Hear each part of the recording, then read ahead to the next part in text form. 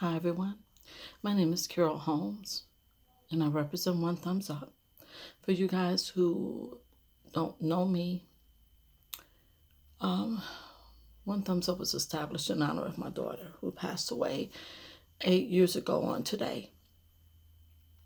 And up until now, all that we had shared was that she passed away from complications of epilepsy.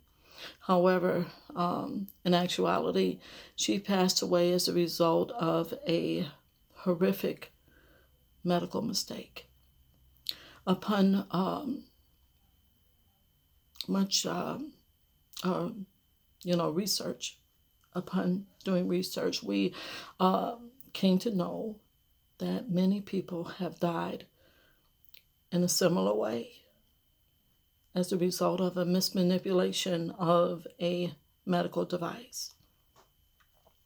And please note that I'm sharing this message because I am obligated to do so. It is a moral obligation to inform others of the possibility of, hopefully saving lives. I'm obligated to do that. My daughter suffered from what is called intractable epilepsy, meaning that her seizures could not be controlled with medication. And people who are not familiar, please know that this is, needless to say, is debilitating for the individual who endures it, a person who suffers from epilepsy, but it is also very devastating for the parents, family, especially those who reside in a household with a person who suffers from epilepsy. And it affects everyone who is associated with this person, be it the neighbors, people in the neighborhood, the bus driver of that child, classmates, teachers, the entire school. As my child approached puberty, all hell broke loose, so to speak. She had no sense of normalcy.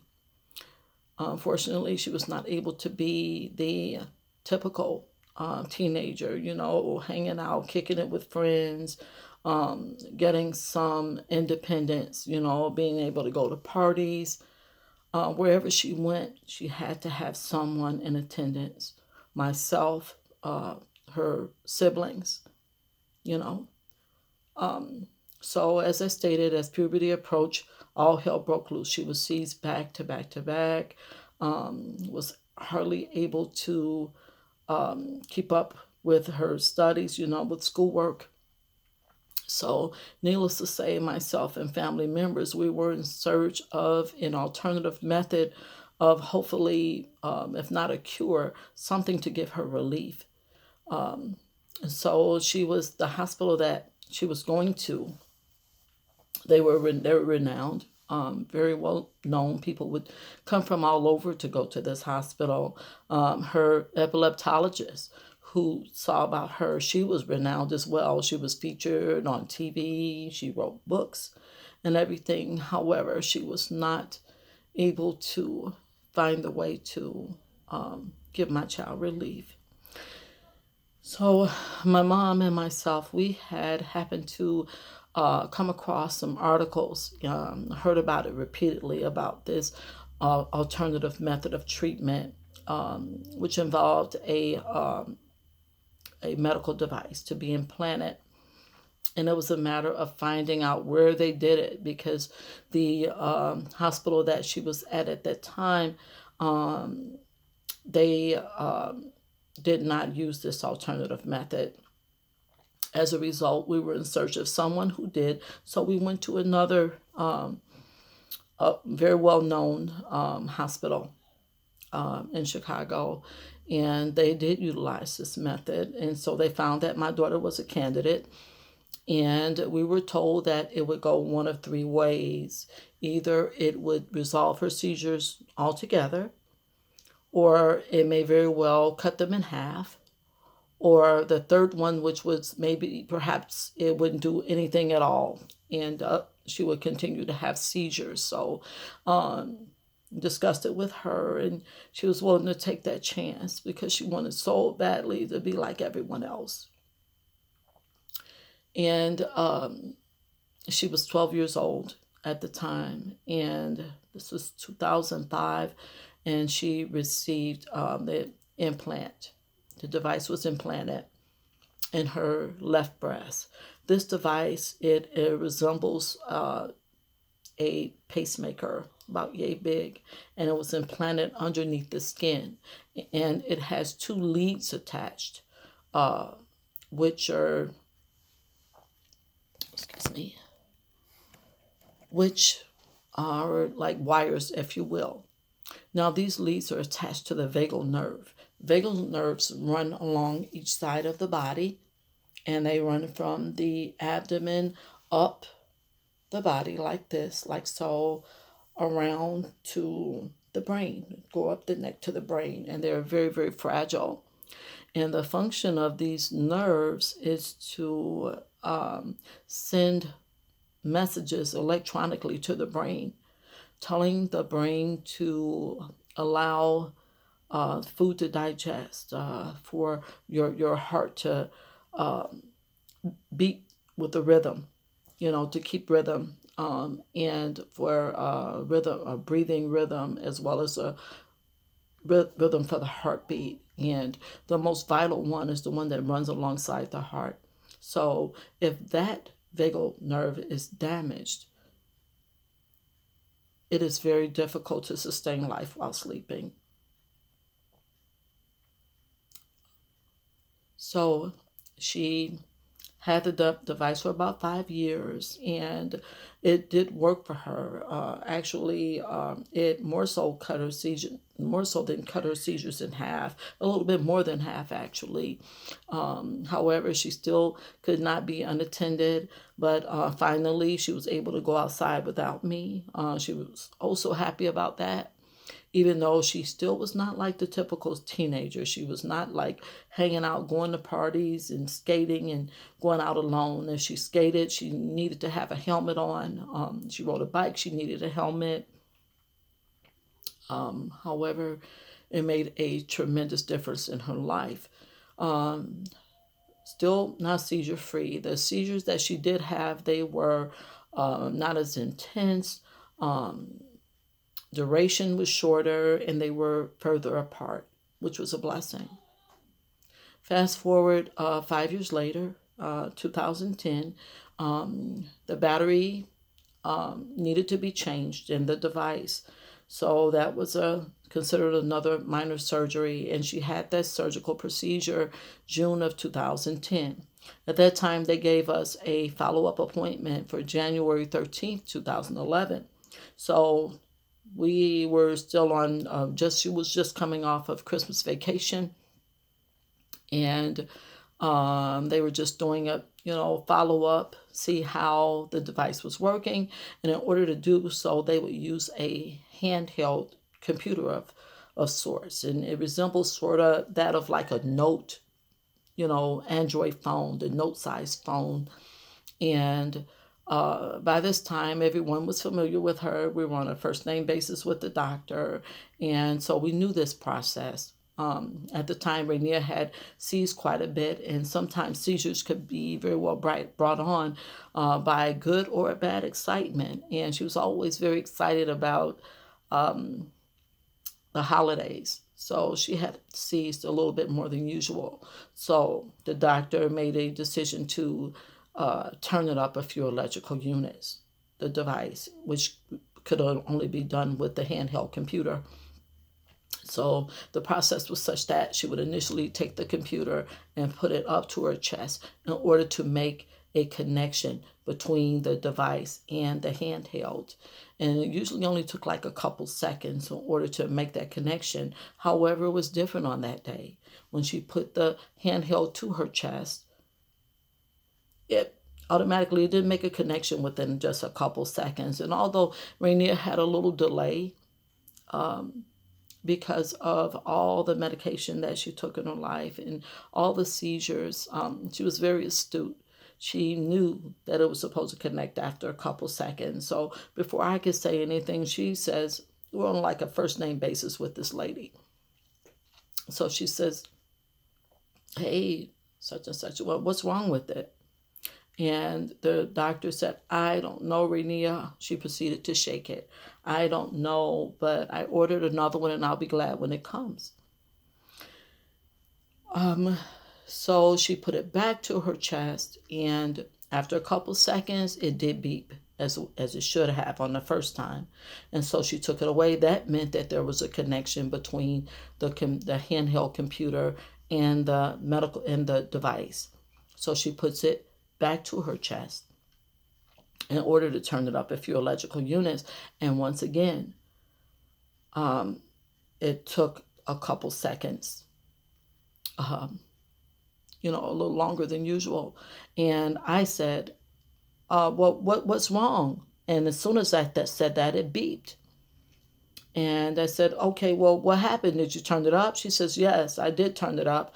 I turned it up to 3.8, meaning that every 3.8 minutes, it would send a electrical unit or electrical jolt in order to counteract any seizure activity.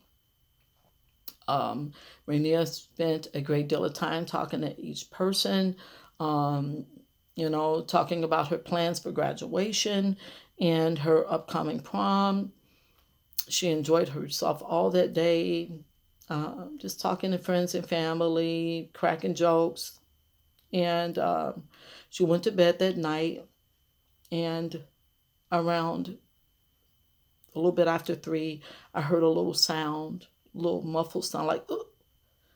And her room was right next to mine, so I rushed to see if she's seizing. There's no seizure activity.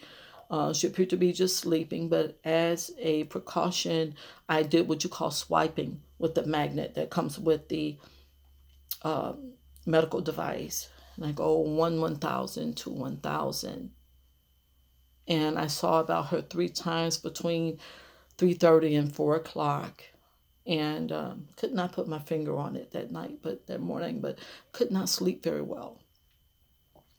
At 6, when I went to wake her, my daughter was gone. She was gone. Needless to say, I was devastated. And God is so good, because I called on him.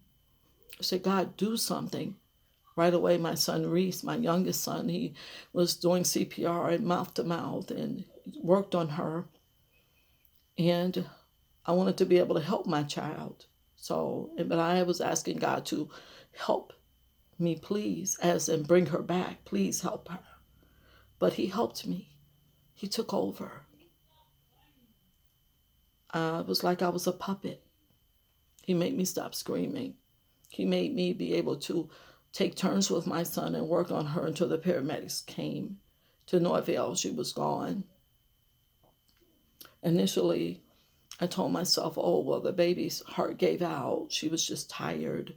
And when they came, it was no surprise to me, the attending physician, when he came to let us know that he had pronounced her.